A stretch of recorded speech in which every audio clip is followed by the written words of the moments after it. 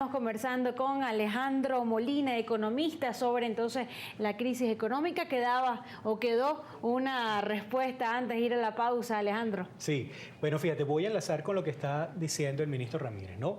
De hecho, siempre se mencionó mucho a raíz de que él tuvo una reunión con bancas de inversión en Londres sobre el potencial que existía para casualmente implementar la unificación cambiaria, ¿no?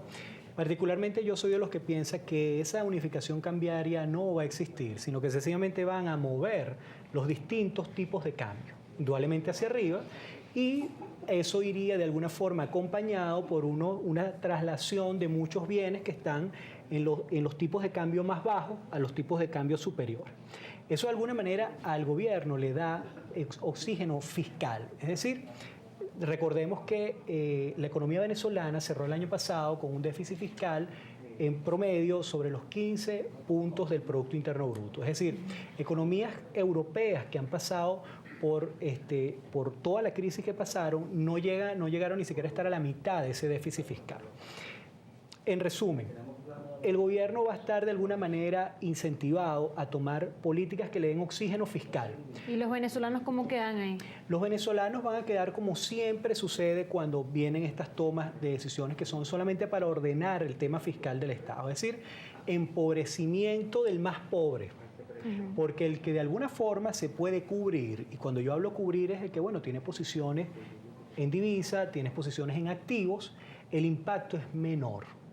Pero el que es más pobre, que destina una mayor parte de su salario solamente a la alimentación, es el que se va a ver mucho más, va a tener un impacto mucho peor. Entonces, al final, básicamente lo que pienso es que el set de políticas que pueda tomar el Estado este año, y sobre todo de caras a las elecciones parlamentarias que ya la están visualizando para diciembre del 2015, solamente va a estar en beneficio a un oxígeno fiscal y de alguna manera contener, que no es lo mismo que parar, contener la escasez. Es decir, tú de alguna manera vayas a solamente comprar cada vez menos con lo que tienes y vayas a de alguna forma tener la sensación de que la escasez disminuye cuando realmente no la está disminuyendo. Estas posibles modificaciones en materia cambiaria, aparte de este impacto que nos has comentado que puede tener en la población, en la inflación, ¿cuál va a ser ese impacto en la inflación? Ahorita tenemos una inflación acumulada de más de 20%. Sí, bueno, fíjate, ¿no?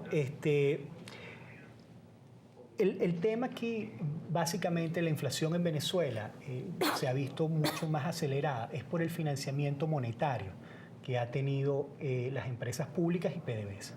Entonces, lo que te quiero decir es que de alguna manera esa posible movida en los tipos de cambio dentro de las escalas que hay del control cambiario en Venezuela va a tener un impacto en la inflación, pero eso de alguna forma no hace de que no es la causa central por la cual la inflación en Venezuela se ha acelerado en los últimos tiempos. Porque cuando uno evalúa y analiza puntualmente cómo ha sido el incremento de ese financiamiento monetario, se puede dar cuenta que año tras año o mes tras mes eso va incrementándose de manera bastante acelerada.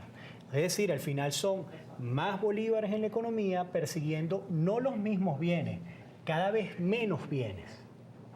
Bien, Muchísimas gracias. Conversamos con Alejandro Molina, él es economista, tocando el tema entonces de los posibles cambios, anuncios que realice el gobierno nacional, cuáles serían entonces las consecuencias para todos los venezolanos y qué traería para la economía del país estos cambios que se tienen previstos y también los cambios que ya se han realizado. A nosotros nos corresponde hacer una nueva pausa. En la próxima parte vamos a estar conversando sobre el tema de las elecciones internas del Partido Socialista Unido de Venezuela. Tenemos como invitado a un diputado. Quédese allí, ya venimos con más Diálogo Venezuela.